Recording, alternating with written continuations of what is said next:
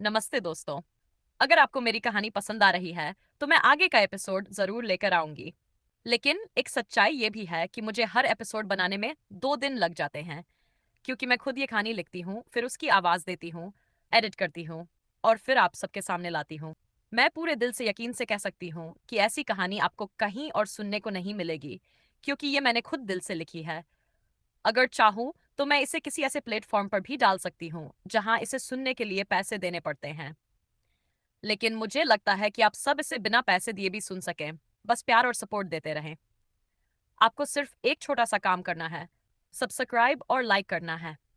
न तो आपको पैसे देने पड़ेंगे और न ही कोई परेशानी होगी, लेकिन यही आपके एक एक लाइक और सब्सक्राइब से मुझे वो मोटिवेशन मिलती है जिससे मैं अगला एपिसोड बनाने का मन बना पाती हूँ। मेरे पास अगला एपिसोड तैयार है, लेकिन जब आप सबका रिस्पॉन्स कम आता है तो दिल से इच्छा नहीं होती अपलोड करने की। तो अगर आप सच में इस कहानी में दिलचस्पी रखते हैं तो कृपया लाइक और सब्सक्राइब जरूर करें। आपका छोटा सा सपोर्ट मेरे लिए बहुत मायने रखता है।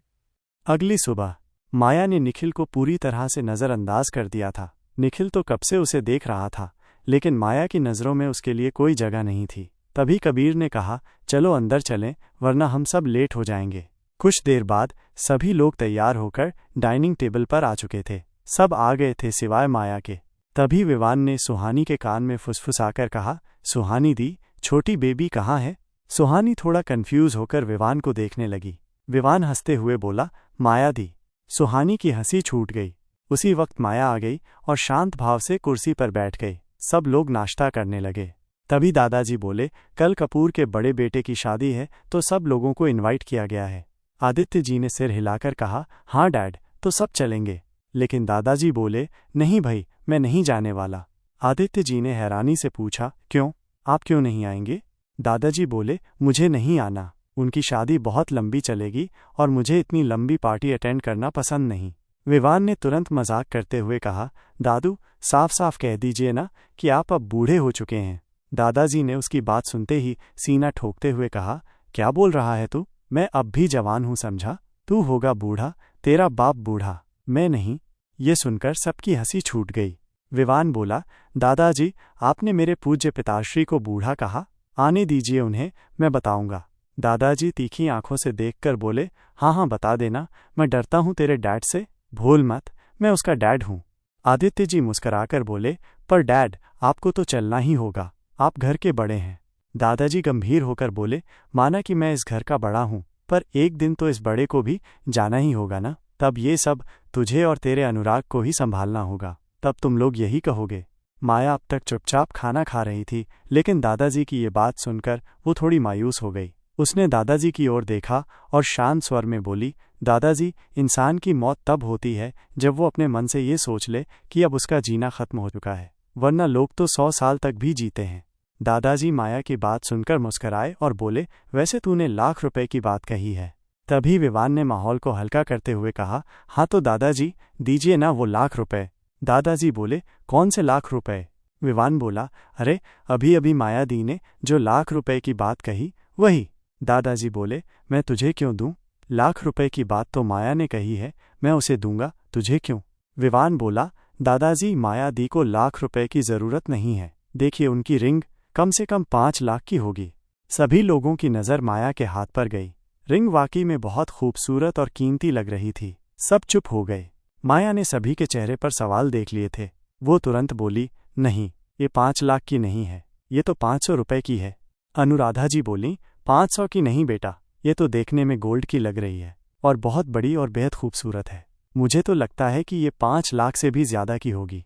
माया बात को संभालते हुए बोली, आंटी, मैं कहाँ से इतनी महंगी रिंग खरीदूंगी? ये नकली है, सिर्फ गोल्डन कलर है। मैंने ये अभी अभी खरीदी है, इसलिए ये ज्यादा चमक रही है। ये सोने की नहीं है, नॉर्मल रिंग है। हालांकि अनुराधा जी मन से मानना नहीं चाहती थीं। वो सोने की चीज़ों को एक नज़र में पहचान लेती थीं। उन्हें सोने का बेहद शौक था और एक महिला के लिए गहनों की कीमत पहचानना आम बात थी। फिर भी उन्होंने माया की बात का सम्मान किया, पर उनके मन में ये बात कहीं न कहीं बैठ गई थी कि माया जैसी साधारण परिवार की लड़की के लिए इतनी महंगी अंगूठी खरीदना आसान नहीं था। डाइनिंग टेबल पर बैठे सब लोग यही सोच रहे थे, लेकिन निखिल की सोच एक अलग दिशा में जा रही थी। उसने एक ही नज़र में पहचान लिया था कि ये अंगूठी गोल्ड की है और 5 लाख से कहीं ज्यादा की है। पर अब वो यही सोच रहा था कि माया के पास ये रिंग आई कहाँ से। प्रियाजी बोली, ये रिंग तुम्हारे गोरे हाथों पर बहुत सुंदर लग रही है। माया कुछ नहीं बोली, बस एक हल्की सी मुस्कान दे दी। तभी दादाजी बोले, आदित्य, कल की शादी में तुझे ही जाना पड़ेगा क्योंकि अनुराग भी नहीं है। आदित्य जी बोले, नहीं डैड, मैं नहीं जा सकता, ऑफिस में काम है। निखिल अब भी माया की रिंग के बारे में सोच रहा था, लेकिन आदित्य जी की बात सुनकर वो गुस्से में आ गया। आदित्य जी बोले, वैसे डैड निखिल और कबीर जाएं तो भी ठीक रहेगा। निखिल ने एक बार प्रियाजी की ओर देखा, जिनका मुंह अब उतर चुका था। भला कौन सी औरत सज धज के फंक्शन में जाना पसंद नहीं करती। बस इसी बात पर प्रियाजी का मूड बिगड़ चुका था कि अब उन्हें फंक्शन में जाने का मौका नहीं मिलेगा। प्रिया जी का उतरा हुआ चेहरा देखकर निखिल का गुस्सा 7वें आसमान पर पहुंच गया। उसकी आंखों में नफरत और निराशा दोनों साफ झलक रहे थे। उसने तेज और कड़क आवाज में कहा, नहीं दादाजी, मैं नहीं जाऊंगा। सबको अपनी जिम्मेदारियों का एहसास हो जाए तो ही अच्छा होगा। आदित्य जी ने ये सुना तो वो भी गुस्से में अपनी कुर्सी से थोड़ा आगे झुकते हुए बोले, तू मुझे सुना रहा है और मैंने कौन सी जिम्मेदारी नहीं निभाई है। नए IKHIL ने बिना डरे तीखी आवाज में कहा, आप शायद गलत बोल रहे हैं। आपको ये कहना चाहिए मिस्टर ओबेरॉय कि आज तक आपने कौन सी जिम्मेदारी निभाई है। सवाल ये है, आप हर एक जिम्मेदारी से भागते आए हैं। अब आदित्य जी का गुस्सा उबाल पर था। वो गुस्से से खड़े हो गए और गरजते हुए बोले, निखिल, जुबान संभाल कर बात कर, बाप हूं मैं तेरा। निखिल भी खड़ा हो गया और उसी तीव्रता से बोला, हाँ, आप मेरे बाप हैं, लेकिन जरा खुद से पूछिए कि आपने कभी एक बाप की कोई भी जिम्मेदारी निभाई है क्या। शादी में नहीं आना था तो साफ कह देते। क्या कोई जरूरी काम था। आपकी कोई वाइफ है, ये बात आपको याद भी है। एक बार मम्मी से पूछा होता तो आपको समझ आता कि उनके मन में क्या था, लेकिन नहीं, आप सिर्फ अपने बारे में सोचते हैं। आप एक नंबर के सेल्फिश इंसान हैं। इतना कहकर निखिल बिना नाश्ता किए घर से बाहर निकल गया, दरवाज़ा जोर से बंद करके। आदित्य जी ने क्रोध में कांपते हुए प्रिया जी की ओर देखा और बोले, मुझे जिम्मेदारियों का पाठ पढ़ाने से पहले उसे संस्कार सिखाओ। बड़े बुजुर्गों से कैसे बात की जाती है ये बताओ। अगर अगली बार उसने इस तरह मुझसे बात की तो अच्छा नहीं होगा, समझा देना उसे। फिर वो भी गुस्से से अपने कमरे में चले गए। डाइनिंग टेबल पर बैठे सभी लोग चुप थे, जैसे रोज की ही कोई बात हो। सब जानते थे कि निखिल और उसके पापा के बीच रिश्ते अच्छे नहीं हैं। ये सिर्फ माया और सुहानी को नहीं पता था, बाकी सबके लिए ये आम बात बन चुकी थी। धीरे धीरे सब उठकर जाने लगे। किसी का भी नाश्ता करने का मन नहीं था। माया अपने कमरे में बिस्तर पर बैठी थी। उसकी आंखों में ढेरों सवाल थे। तभी सुहानी कमरे में आई। सुहानी, तू अब तक तैयार नहीं हुई? चल ना, कॉलेज जाना है। माया ने कुछ नहीं कहा, बस सुहानी की ओर देखा और बोली, निखिल और उसके पापा की आपस में नहीं बनती। लेकिन क्यों? ऐसा क्या हो गया जो बाप और बेटे एक दूसरे से बात तक नहीं करते? बचपन में तो निखिल अपने डैड को हीरो मानता था। माया फिर थोड़ी देर चुप रहकर बोली, आदित्य अंकल तो इतने अच्छे हैं, सबकी मदद करते हैं, फिर अपने बेटे के लिए इतना कठोर क्यों? सुहानी थोड़ी गंभीर हो गई और बोली, पता नहीं माया, लेकिन मुझे लगता है कि बीते समय में कुछ ऐसा हुआ है जिसने बाप बेटे के बीच एक गहरी दूरी बना दी है। माया सुहानी की ओर देखती रही और फिर बोली, सुहानी, पता नहीं क्यों, पर मुझे ऐसा लग रहा है कि निखिल और आदित्य अंकल के बीच जो ये दरार है उसकी वजह कहीं मैं तो नहीं। सुहानी एक पल को चौंक गई, फिर घबराते हुए बोली, ये तू क्या कह रही है? ऐसा कुछ नहीं है माया, तू कौन है ये निखिल नहीं जानता, और अतीत में भी तो तू निखिल या इस घर के किसी भी सदस्य को जानती तक नहीं थी, सिवाय आदित्य अंकल और दादाजी के। और अब तो दादाजी और अंकल को भी याद नहीं है कि तू कौन है। माया थोड़ी देर चुप रही, फिर दर्द भरी आवाज में बोली, यही तो दुख है सुहानी, उन्होंने मुझे पहचाना तक नहीं, शक भी नहीं हुआ कि मैं वही हूँ। सुहानी ने उसे समझाते हुए कहा, माया, कई साल बीत चुके हैं, इसमें उनकी गलती नहीं है। वक्त सब कुछ बदल देता है, भूल भी देता है। माया की आंखों में आंसू आ गए, लेकिन वो गुस्से में फुफकारते हुए बोली, नहीं सुहानी, वक्त कुछ नहीं भरता, और मेरे केस में तो बिल्कुल नहीं। वक्त को ये इजाज़त नहीं है कि जो जख्म मुझे मिले हैं उसे वक्त भुला दे या मिटा दे। नहीं, मैंने जो सहा है वही सब कुछ उन्हें भी सहना होगा जिन्होंने मुझे तोड़ा है, अश्कों भी टूटना होगा। अब माया के चेहरे पर दर्द नहीं बल्कि डार्क क्वीन वाला तेज था। सुहानी घबरा गई, वो डर के मारे बोली, माया, तू यहाँ माया है, डार्क क्वीन नहीं, तुझे खुद पर काबू रखना होगा। अगर किसी ने तेरी ये बातें सुन ली तो मुश्किल हो जाएगी। माया की आंखें अब लाल हो चुकी थीं और उसकी जबान से अब सिर्फ बदले की चिंगारी निकल रही थी। सुहानी ने धीरे से माया के कंधे पर हाथ रखा और नर्म स्वर में बोली, माया, हम अभी ओबेरॉय मेंशन में हैं। प्लीज शांत हो जा। तुझे पता है ना, अगर तू गुस्से में आ गई तो मैं तुझे संभाल नहीं पाऊंगी। हालात और भी मुश्किल हो जाएंगे। उसकी आंखों में चिंता साफ झलक रही थी। माया, जो अभी तक गुस्से में कांप रही थी, सुहानी की बात सुनकर अपनी आंखें बंद कर लेती है। सुहानी को पता था, अगर कोई डार्क क्वीन को शांत कर सकता है तो वो अभी सिर्फ और सिर्फ खुद डार्क क्वीन ही कर सकती है। माया की आंखें अब बंद थीं और ये संकेत था कि वो खुद को संभाल रही है। कुछ पल बीते। माया ने जब अपनी आंखें खोलीं तो उनमें पहले जैसी लाल आग नहीं थी। वे अब शांत थीं, जैसे कोई तूफान गुजर गया हो। माया ने सुहानी की ओर देखा और संयमित स्वर में बोली, सुमो, मुझे पता लगाना होगा कि निखिल और आदित्य जी के बीच क्या हुआ था। सुहानी ने हल्के से सिर हिलाया, हाँ माया, और अगर तू कुछ कर सकती है तो जरूर करना। माया गहरी सांस लेते हुए बोली, चल, अब मुझे देर हो रही है। रात का समय था। ओबेरॉय मेंशन की हवाओं में अजीब सी चुप्पी थी। हर कोई जानता था, अगर आज डाइनिंग टेबल पर सब एक साथ बैठे तो आदित्य और निखिल का आमना सामना होना तय है, और अगर आमना सामना हुआ तो उन्हें रोकना नामुमकिन होगा। इसलिए सबने अपने अपने कमरों में खाना खा लिया। बाहर हवेली के पिछवाड़े के बगीचे में आदित्य अकेले खड़े थे। उनकी आंखों में सोच और चेहरे पर थकावट थी। आदित्य जी खुद से ही बोले, निखिल, मैं जानता हूँ तेरा गुस्सा। तू गुस्से में मुझ पे ही गया है। जो कुछ हुआ पास्ट में उस पर तेरा गुस्सा होना बनता है, पर मैं तेरा डैड हूँ। एक बार भी तुझे ऐसा नहीं लगा कि पास्ट में जो भी हुआ था वो मैं एक बार डैड से पूछ लूँ? मैं मानता हूँ मैं हस्बैंड और पापा के रिश्ते में थोड़ा अनरिस्पॉन्सिबल हो गया था, पर उसमें मेरी भूल नहीं थी। मुझे किसी की जान बचानी थी। मैं वादा दे चुका था। निखिल, शायद तेरा मुझ पे गुस्सा हमेशा ऐसा ही रहेगा, क्योंकि पास्ट में जो हुआ वो मैं तेरे सामने साबित नहीं कर पाऊंगा। जिसके लिए मैंने एक हस्बैंड और बाप की जिम्मेदारी से मुंह मोड़ा, वो भी जिंदा नहीं रही। तभी दादाजी आते हुए बोले, आदित्य, सोच समझ के बोल। आदित्य जी ने पीछे देखा तो दादाजी गुस्से में खड़े थे। दादाजी नजदीक आते हुए बोले, वो जिंदा है। आदित्य जी बोले, डैड, मेरा दिल यही मानना चाहता है कि वो जिंदा है, पर दिमाग यही मान रहा है जो उसने देखा। दादाजी बोले, मेरा दिल और दिमाग दोनों कह रहे हैं कि वो जिंदा है। वो इतनी आसानी से नहीं मर सकती। आदित्य जी बोले, पर डैड, मैंने जो देखा था वो, और अगर वो जिंदा है तो मेरे पास वापस क्यों नहीं आई? दादाजी बोले, आएगी आदित्य, जरूर आएगी, और वो जब आएगी ना, सब कुछ ठीक हो जाएगा। सबको अपने सवालों के जवाब मिल जाएंगे।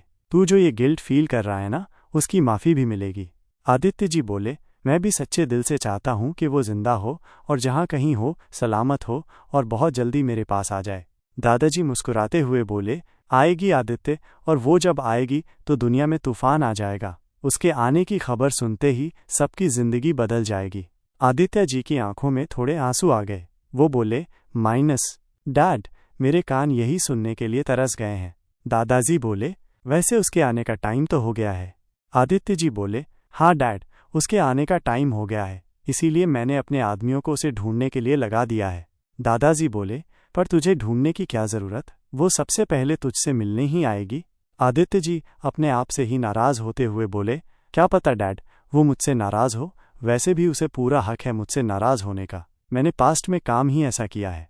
दादाजी भी ये बात सुनते ही चुप हो गए, जैसे वो भी जानते हों कि आदित्य जी से भूल हो गई हो।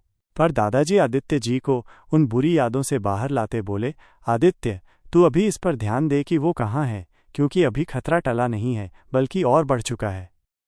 आदित्य जी पास्ट से बाहर आते हुए बोले, हाँ डैड, अब फैसले की घड़ी है। मैं यही चाहता हूँ कि मेरा दिमाग गलत हो और दिल सही, यानी वो जिंदा हो। दादाजी आदित्य जी के कंधे पर हाथ रखकर बोले, आदित्य, उसका खुलासा अब हो जाएगा। इतने सालों से वेट किया है, अब थोड़ा और सही। आदित्य जी ने हाँ में सिर हिला दिया। अगली सुबह निखिल सुबह सुबह बिना किसी से कुछ कहे ऑफिस के लिए निकल चुका था। रसोई में अनुराधा और प्रिया जी खड़ी थीं। अनुराधा जी ने चिंतित स्वर में पूछा, भाभी, निखिल कहाँ है? प्रिया जी ने धीमे स्वर में कहा, क्या हुआ, कुछ जरूरी काम था? अनुराधा जी, नहीं, वो कल सुबह जो हुआ उसके बाद मैंने उसे न रात को देखा न अब तक। प्रिया जी की आवाज़ हल्के से भर्रा गई। वो सुबह सुबह ही ऑफिस चला गया। अनुराधा ने उसका हाथ थाम लिया, भाभी, इतनी उदास क्यों हो रही हो? बाप बेटे की बात है, एक खून का रिश्ता है, सब ठीक हो जाएगा। प्रिया जी की आंखों से आंसू बहने लगे। लेकिन अनु, कब ठीक होगा सब? जब बाप बेटे को ऐसे लड़ते देखती हूँ तो लगता है जैसे मेरी जान निकल रही हो। जब ये सब शुरू हुआ था तो लगा बस नाराजगी है, बच्चा है, थोड़े दिन में मान जाएगा। पर अब सालों बीत गए। तभी दादी जी रसोई में आईं। उनकी चाल में अनुभव था, आवाज में सुकून। बेटा, तू चिंता मत कर, एक दिन सब ठीक हो जाएगा। प्रिया जी ने रोते हुए कहा। लेकिन माँ, वो दिन कब आएगा? दादी जी ने उसके आंसू पोंछे। जल्दी आएगा, जब लिखा होगा तब एक ही पल लगेगा दोनों के रिश्ते को संवरने में। मैं जानती हूँ दोनों जिद्दी हैं, कोई ऐसा इंसान जो उन्हें मजबूर कर देगा साथ आने को। प्रिया जी ने धीरे से पूछा, ऐसा कौन होगा माँ? दादी मुस्कुराई, मुझे भी नहीं पता, पर कोई तो होगा जो इनकी दूरियां मिटा देगा। उनकी बातें सुनकर प्रिया जी के चेहरे पर एक नई उम्मीद की झलक आई। उसने अपने आंसू पोंछे और कहा, हाँ माँ, और जिस दिन ऐसा होगा उस दिन मुझसे ज्यादा खुश और कोई नहीं होगा। अनुराधा जी ने हल्के फुल्के अंदाज में कहा, भाभी, टेंशन मत लो, खून हमेशा खून को खींचता है। प्रिया जी ने मुस्कुराकर उसकी तरफ देखा और पहली बार कई दिनों बाद उनके चेहरे पर शांति थी। दूसरी ओर दादाजी सोफे पर अखबार पढ़ रहे थे। तभी आदित्य जी चुपचाप नीचे आकर उनके सामने वाले सोफे पर बैठ गए। दादाजी ने चश्मा हटाकर उनकी ओर देखा और कहा, आदित्य। आदित्य जी ने दादाजी की ओर देखा। दादाजी आगे बोले, आदित्य कपूर की शादी में जाना है, याद है न तुझे? आदित्य जी ने कहा, हाँ डैड, याद है मुझे। दादाजी बोले, तू, प्रिया बहू, अनुराधा बहू और कल्याणी जाओगे। तभी अनुराधा जी बाहर आते हुए बोलीं, लेकिन पापा, माँ को कमर में दर्द है तो वो अगर आएंगी तो उन्हें तकलीफ होगी। दादाजी बोले, हाँ बेटा, वो तो है, पर मेरा या फिर तेरी माँ का जाना ज़रूरी है, क्योंकि घर के बड़े हम ही हैं, इसलिए अगर हम दोनों में से कोई नहीं जाएगा तो उन्हें बुरा लगेगा। दादी जी किचन से बाहर आते हुए दादाजी को बोलीं, आप क्यों नहीं आ रहे? दादाजी बोले, मुझे नहीं आना, बोरिंग मैरिज में। आजकल की मैरिज कितनी बोरिंग होती हैं, मुझे तो नींद आती है। दादी जी बोलीं, बहाने मत बनाइए, मुझे पता है आपको पियानो बजाना है। प्रिया जी किचन से बाहर आती हुई बोली, पियानो? कौन सा पियानो? प्रिया जी अब ठीक थीं। दादी जी बोलीं, तेरे पापा ने एक नया पियानो लिया है। अनुराधा जी बोलीं, पियानो लिया है? पर मुझे तो पता ही नहीं। तभी एक आवाज़ आई, पियानो कहाँ है? वो आवाज़ माया की थी। सबने वहां देखा तो माया खड़ी थी। ऐसे अचानक सवाल से सब चौंक गए थे। सुहानी ने बात संभालते हुए कहा, माया को पियानो बजाना बहुत पसंद है। दादाजी हंसते हुए बोले, वो अभी आया नहीं है, आज शाम को आने वाला है। मैं सोच रहा हूँ कि उसे लाइब्रेरी में रखूं। सुखानी बोली, घर में लाइब्रेरी भी है? दादी जी बोली, हाँ, वो लाइब्रेरी तीसरे माले पर है, लेकिन तीसरे माले पर जाना मना है। सुखानी बोली, क्यों दादी? प्रिया जी बोली, वहाँ निखिल का रूम है और निखिल को पसंद नहीं कि कोई उससे पूछे बिना उसके रूम आए। माया बोली, दादाजी, अगर तीसरे माले पर जाना मना है तो आप पियानो को दूसरी जगह रखिए ना, मुझे भी पियानो बजाना है। माया बहुत अजीब बर्ताव कर रही थी, मानो एक बच्चे की तरह, जैसे बच्चों को कोई चीज़ चाहिए होती है वैसे। दादाजी बोले, अच्छा तो तुझे पियानो पसंद है, तुझे बजाना आता है? माया बोली, हाँ, मुझे आता है। दादाजी बोले, तो ठीक है, अगर तुझे भी बजाना है तो पियानो दूसरी जगह पर रखना पड़ेगा, क्योंकि बबर तुझे तीसरे माले पर नहीं आने देगा। चल, सोचता हूँ कहाँ रखें पियानो को। तभी प्रिया जी की आवाज़ आई, चलो सब नाश्ता कर लेते हैं। सब डाइनिंग टेबल पर चले गए। माया भी वहाँ आ गई। सब डाइनिंग टेबल पर बैठे थे। तभी दादाजी बोले, बच्चे कहाँ हैं? अनुराधा जी बोली, विवान और आरोही आज जल्दी निकल गए थे क्योंकि आज उन्हें कॉलेज में काम था। स्वाति आज घर पर है क्योंकि आज उसे अच्छा नहीं लग रहा था। प्रिया जी बोली, क्या हुआ स्वाति को? अनुराधा जी, कुछ नहीं, उसे थोड़ा सा फीवर हो गया था। दादी जी बोली, क्या, और आपने हमें बताया नहीं? अनुराधा जी बोली, डोंट वरी माँ, वो अब ठीक है। रात में बहुत ज्यादा बुखार था पर अब ठीक है, वो सो रही है। आदित्य जी बोले, दवा दे दी स्वाति को? अनुराधा जी बोली, हाँ भैया साहब, दवाई दे दी। मैं क्या कह रही थी कि मैं नहीं आती, स्वाति की तबीयत ठीक नहीं है तो। प्रिया जी बोली, हाँ मैं भी नहीं आऊँगी। एक काम करो, आप और माँ आप लोग चले जाओ। आदित्य जी बोले, नहीं नहीं, अगर आप लोग नहीं जाएंगी तो बहुत खराब लगेगा। तभी सुहानी बोली, अरे आप टेंशन मत लीजिए, मैं हूं ना, मैं आज जल्दी आ जाऊंगी। अनुराधा जी ने सुहानी की तरफ देखा और बोली, नहीं नहीं बेटा, तू जा, मैं हूं ना। सुहानी बोली, नहीं आंटी, आप जाइए, मैं आज जल्दी आके स्वाति के पास ही रहूंगी।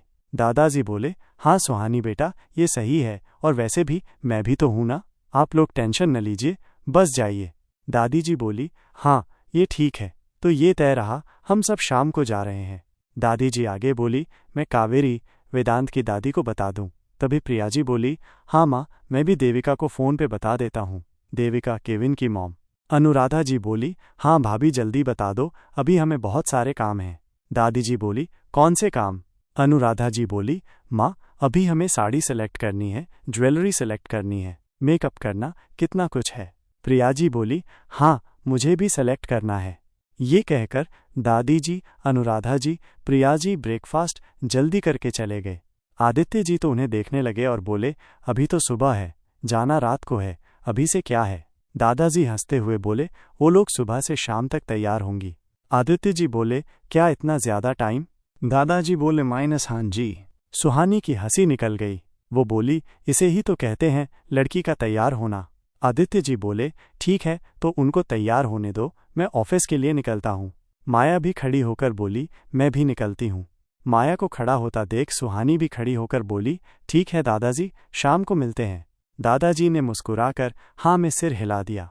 वहीं निखिल के ऑफिस में निखिल अभी अभी अपनी मीटिंग खत्म करके आया था। वो लैपटॉप के सामने बैठा था। उसका एक हाथ कीबोर्ड पर चल रहा था। ऐसा लग रहा था मानो वो पियानो बजा रहा हो। दूसरे हाथ में फाइल पकड़ी हुई थी। निखिल ने आज ब्लैक कलर का बिजनेस सूट पहना हुआ था, जिसका कोट उसकी चेयर के ऊपर था, और निखिल ने अपनी शर्ट की दोनों बाजू को मोड़कर रखा था, जिसमें से उसकी नसें और उसका मजबूत हाथ साफ दिखाई दे रहा था, और निखिल की आंखें गुस्से में थीं। निखिल बहुत अट्रैक्टिव दिख रहा था। तभी निखिल का फोन बजा। निखिल ने फोन की स्क्रीन पर देखा, जिस पर केविन एंड वेदांत लिखा था। निखिल ने फोन को इग्नोर किया, लेकिन फोन बार बार बजता रहा। आखिर में निखिल ने फोन उठा लिया। निखिल फोन उठाकर कुछ नहीं बोला, इसलिए वेदांत और केविन को पता चल गया कि निखिल गुस्से में है। केविन बोला, निखिल। निखिल बोला, जल्दी बोल। वेदांत बोला, भाई आज हम तेरे घर आ रहे हैं। निखिल कुछ नहीं बोला। तभी वेदांत बोला, दादी का फोन आया था कि वो लोग शादी में जा रहे हैं, तो हमने प्लान बनाया है कि हम सब आज पार्टी करेंगे। निखिल सिर्फ हाँ कहकर फोन रख देता है। वेदांत ने केविन को फोन किया। वेदांत बोला, क्या हुआ इसे? केविन बोला, अंकल के साथ लड़ाई हुई होगी। वेदांत बोला, तुझे कैसे पता? केविन बोला, क्योंकि मैं उसका बचपन का दोस्त हूँ। वेदांत बोला, वो तो मैं भी हूँ। केविन बोला, ये बस तुझे लगता है। ये कहकर केविन ने फोन रख दिया। यहाँ वेदांत फोन को घूरने लगा। केविन अपने कपबोर्ड की तरफ गया और शर्ट सेलेक्ट करने लगा। असल में पार्टी करने का प्लान केविन का था, क्योंकि केविन को माही को देखना था। केविन फिर आईने के सामने देखकर बोला, कितने दिन से मैं तुमसे नहीं मिला। माया को 2 ही क्लास थे, तो वो आज घर जाने के लिए जल्दी निकल गई। आरोही और विवान को क्लास थी। घर पे पहुंचते ही माया अपने रूम में चली गई। माया फ्रेश हुई और नहाने चली गई। माया अपने रूम से बाहर आई और स्वाति के रूम में चली गई। स्वाति जो सो रही थी, माया ने स्वाति को सोते हुए देखा तो वो दूर से ही जाने लगी, पर माया का हाथ गलती से दरवाजे से टकरा गया, जिससे आवाज आई तो स्वाति ने तुरंत आंखें खोल दी और बोली, अरे दी, आप? माया बोली, वो बस मैं देखने आई थी, पर गलती से। स्वाति हंस के बोली, कोई बात नहीं दी, नींद नहीं थी मेरी, आंखें ही बंद थीं। माया बोली, अब कैसी है तू? स्वाति थोड़ा झेंपते हुए बोली, मैं ठीक हूँ। भला स्वाति क्यों न झेंपे, क्योंकि माया उसके हाल चाल पूछ रही थी, जो किसी को मुंह भी नहीं लगाती। माया बोली, वैसे आंटी और दादी जी नहीं दिखाई दे रहीं। स्वाति बोली, माँ और दादी जी पार्लर गए हैं।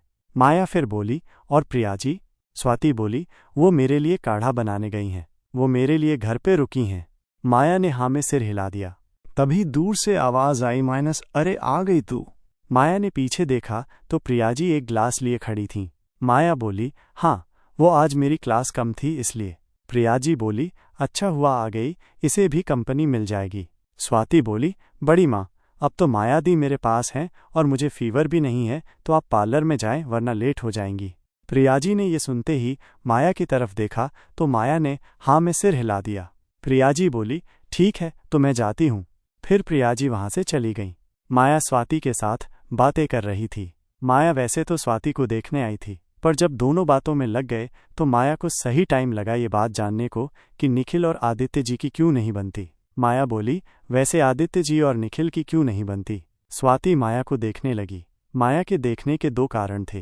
पहला, माया ऐसा सवाल डायरेक्ट पूछ रही थी। दूसरा कि माया को इसमें इंटरेस्ट था। स्वाति बोली, वो निखिल भैया और बड़े पापा में ये सब बचपन से चल रहा है, जहाँ तक मुझे पता है, और मैं जब समझती हूँ मैंने उन्हें ऐसे ही बात करते देखा है। माया मन में ही बोली, नहीं नहीं, मुझे अच्छे से याद है, पहले हालात ऐसे नहीं थे। निखिल जब छोटा था तब अपने पापा को हीरो मानता था और तो और उनके पीछे पीछे घूमता रहता। माया को खोया हुआ देख स्वाति बोली, क्या हुआ दी? माया बोली, कुछ नहीं, मैं ये कह रही थी कि पर उनमें ऐसे लड़ाई करने का, नाराज होने का कोई तो बात होगी ना? स्वाति बोली, दी हाँ होगी कोई बात, पर मैंने जब भी बड़ों से पूछा तो सबने मुझे यही कहा कि कुछ नहीं, छोटी मोटी बात है, और जब ये लड़ाई शुरू हुई तब मैं छोटी थी तो मैं किसी से पूछ भी नहीं सकती थी। माया कुछ बोलती उससे पहले एक बहुत प्यारी धुन उसे सुनाई दी। स्वाति बोली, ये धुन कहाँ से आ रही है? तभी माया बोली, लगता है पियानो आ गया है। स्वाति कन्फ्यूजन में बोली, कौन सा पियानो? घर में तो कोई पियानो नहीं है। माया बोली, मैंने कहा पियानो आ गया है, मतलब अब तक पियानो नहीं था पर दादाजी ने पियानो मंगवाया है। स्वाति बोली, अच्छा, मुझे देखना है। माया बोली, तेरी तबीयत ठीक नहीं है, तू आराम कर। स्वाति बोली, मैं ठीक हूँ दी, देखिए मेरा फीवर भी ठीक है, मैं सुबह से बोर हो रही हूँ, मुझे भी पियानो बजाना है। तभी सुहानी कमरे में आते हुए बोली, माया नीचे पियानो आ गया है। स्वाति बेड से खड़ी होते हुए बोली, हाँ दी, चलो देखते हैं। सुहानी कुछ बोलती उससे पहले ही स्वाति माया और सुहानी को बाहर ले आई। जब वे नीचे पहुंची तो हॉल में उन्हें कोई दिखाई नहीं दिया, पर माया एक दिशा में जा रही थी। उसके पीछे पीछे स्वाति और सुहानी भी चलने लगीं। माया पहले माले पर जा रही थी। माया ने एक कमरा खोला और देखा कि दादाजी पियानो बजा रहे थे। तीनों लड़कियां दरवाजे पर खड़ी हो गईं और सुनने लगीं। दादाजी पियानो में इतने खो गए थे कि उन्हें पता भी नहीं चला कि दरवाजे पर कोई खड़ा है। थोड़ी देर बाद एक धुन पूरी हुई और दादाजी ने अपनी आंखें खोलीं तो उन्होंने देखा दरवाजे पर स्वाति, माया और सुहानी खड़ी थीं। वो बोले, अरे तुम लोग कब आए? सुहानी बोली, जब आप पियानो बजाने में पूरी तरह से खोए हुए थे। ये कहते कहते तीनों अंदर आके बैठ गईं। स्वाति बोली, दादाजी हमें और सुनना है, बजाइए ना। दादाजी बोले, हाँ क्यों नहीं। फिर दादाजी ने पियानो बजाते बजाते गाना गाना भी शुरू कर दिया।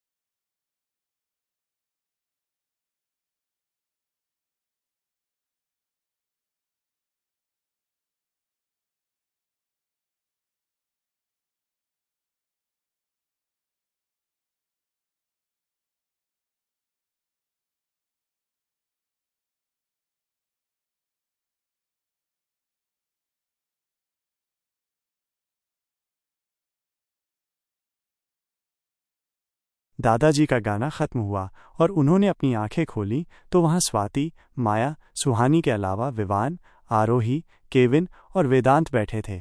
दादाजी खड़े होते हुए बोले, अरे तुम लोग कब आए? विवान बोला, दादाजी आप जब गाना आ रहे थे तभी। वेदांत बोला, दादाजी, आप इतने अच्छे सिंगर हैं, ये मुझे नहीं पता था। और कितना अच्छा पियानो बजाते हैं आप। आरोही बोली, हाँ दादाजी, मैं तो आपकी फ़ैन हो गई। दादाजी बोले, मैंने तो कितने सालों बाद गाया है, बहुत सारी भूल भी हुई होगी। तभी निखिल और कबीर रूम में एंट्री करते हुए बोले, अरे तुम सब यहाँ क्या कर रहे हो? तभी स्वाति बोली, भाई, हम लाइव कॉन्सर्ट सुन रहे थे। निखिल और कबीर को कुछ समझ में नहीं आया। तभी केविन बोला, दादाजी गाना गा रहे थे और पियानो बजा रहे थे। कबीर रूम में आते हुए बोला, पियानो हमारे घर में है? किसी ने मुझे बताया नहीं। तभी सुहानी बोली, अरे नहीं, ये पियानो आज ही आया है। तभी केविन बोला, दादाजी, आप तो छुपे रुस्तम निकले। दादाजी बोले, वैसे एक बात बताऊं, तुम दोनों यहाँ और निखिल और कबीर भी जल्दी आ गए, क्या प्लान है? केविन बोला, जिसे एक्सपीरियंस हो उस ईशान से कुछ नहीं छुप सकता। दादाजी बोले, इसीलिए तो बेटा जी, मैं तुम लोगों का दादाजी हूँ। लगता है पार्टी का प्रोग्राम है। कोई कुछ बोलता उससे पहले ही एक बहुत प्यारी धुन सबको सुनाई दी। सबने जब उस तरफ देखा तो माया पियानो बजा रही थी।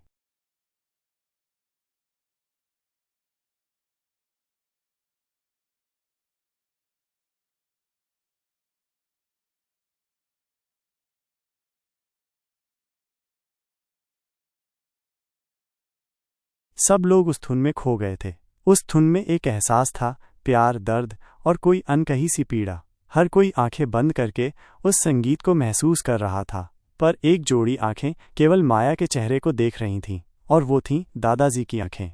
दादाजी को तो अपने कानों पर यकीन ही नहीं हो रहा था कि जो सुर वो सुन रहे हैं वो माया के हाथों से निकल रहे हैं। थोड़ी देर बाद अचानक माया ने पियानो बजाना बंद कर दिया। जब सबकी नज़र उस ओर गई तो उन्होंने देखा कि सुहानी ने माया के दोनों हाथ थाम रखे थे। माया सुहानी की तरफ देख रही थी और सुहानी माया की तरफ देख रही थी। दोनों की आंखों में कुछ कहने की कोशिश थी, चुपचाप, बिना शब्दों के। सभी लोग स्तब्ध थे। किसी को समझ नहीं आया कि सुहानी ने माया का हाथ क्यों पकड़ लिया। पूरे कमरे में एक सन्नाटा सा छा गया था।